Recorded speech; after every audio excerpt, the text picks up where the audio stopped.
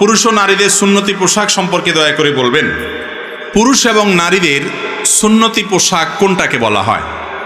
আমরা আমাদের দেশে সাধারণত মনে করি যে লম্বা জুব্বা, দাড়ি অথবা পাঞ্জাবি টুপি এটা পুরুষদের জন্য সুন্নতি পোশাক, আর মহিলাদের জন্য সুন্নতি পোশাক কি?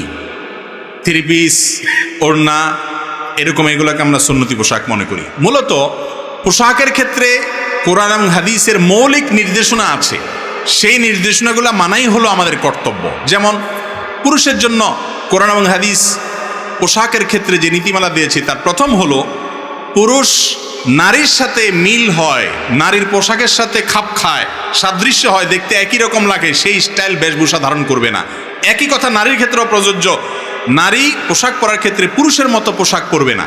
আজকাল আছে না, প্যান্ট শার্ট পরে নারী না পুরুষ বোঝা যায় না, একই রকম পোশাক পরে, এটা হাদিসে নিষেধ এবং নবী সাল্লাল্লাহু আলাইহি ওয়াসাল্লাম লানত করেছেন এরকম পোশাক যারা পরে তাদের উপরে।